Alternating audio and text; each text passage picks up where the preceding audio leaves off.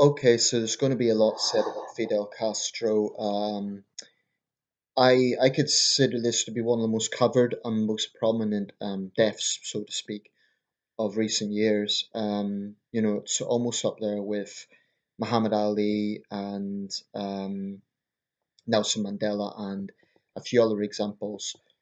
In terms of prominence, and I'm not making personal comparisons, just in terms of the sort of coverage. This is the London Times today, Sunday edition. There's an interview with the Prime Minister at the top, but of course the main story is on Fidel Castro. They have it: Scourge of the West dies at 90. World divides over revolutionary icon who became a murderous tyrant. Now, to be fair, the Times is a centre-right newspaper, so they probably do have a bit of bias on this. But if I bought the Guardian, the Observer, they would have had a left-wing bias. So that's the media for you. Anyway, I just want to touch briefly on comparisons being made between Fidel Castro and Nelson Mandela. There's a lot on the left are making moral comparisons between the two and issuing them in the same breath. Well, firstly, let's look at the similarities. Both men were big thorns in the side of Western powers, in the sense that Mandela was against the apartheid regime, which at the time, certainly in its early days, was supported by the British government and other Western governments.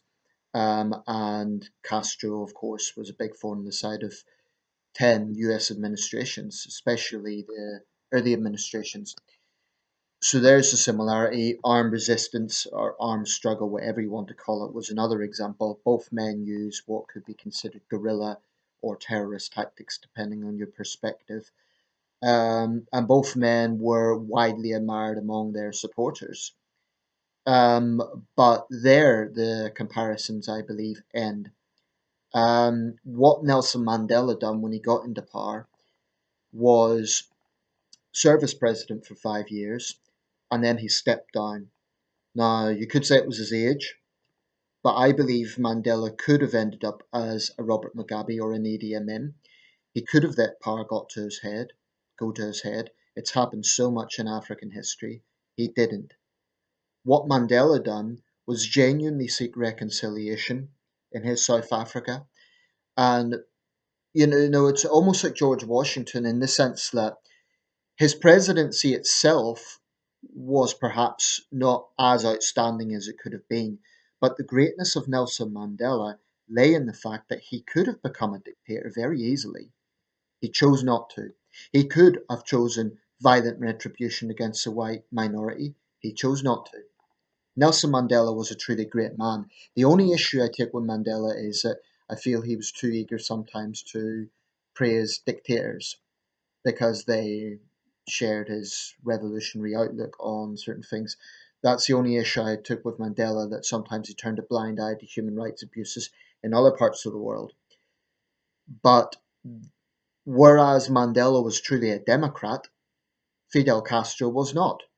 He promised democracy after the Cuban Revolution, so he overthrew a brutal dictatorship in Batista, and we shouldn't forget that that was a brutal dictatorship. But then he became a dictator himself. Um, he promised fair elections, he promised democracy, and it never came.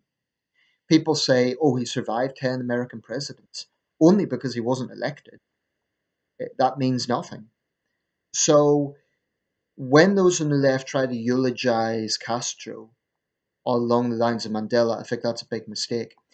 And another point about Fidel Castro, people will go out of the way to say all the benefits of his tenure. They'll talk about the healthcare, and they'll talk about the fact that Cuba stood up to America.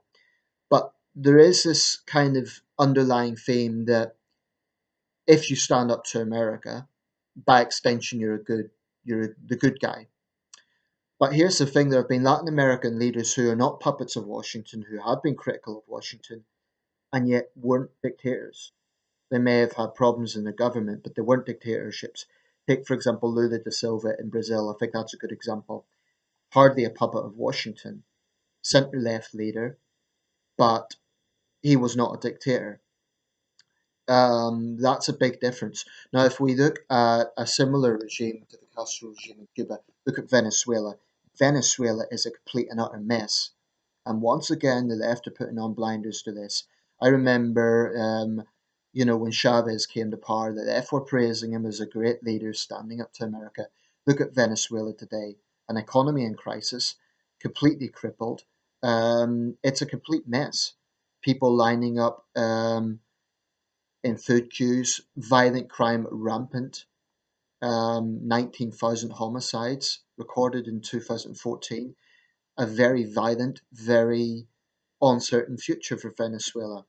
And that is a great socialist role model. I mean, give me a break. Um, Look at neighboring Colombia. Colombia is now reaching peace after decades of war. You have who I would consider to be a centrist leader, a man I have some respect for, and I won't say too much about that because I don't know everything about President Santos, but I do admire him for his peace efforts, and that's the difference. So I really think that the left are deluding themselves. I think they're putting up blinders and they have this romantic notion of Castro's Cuba. I'm going to say something about those who have been to Cuba and think they know everything in the next video, about travel and about how, in my view, it doesn't inform people as much as they think. So stay tuned. That's just briefly about the difference between, in my opinion, between Mandela and Castro.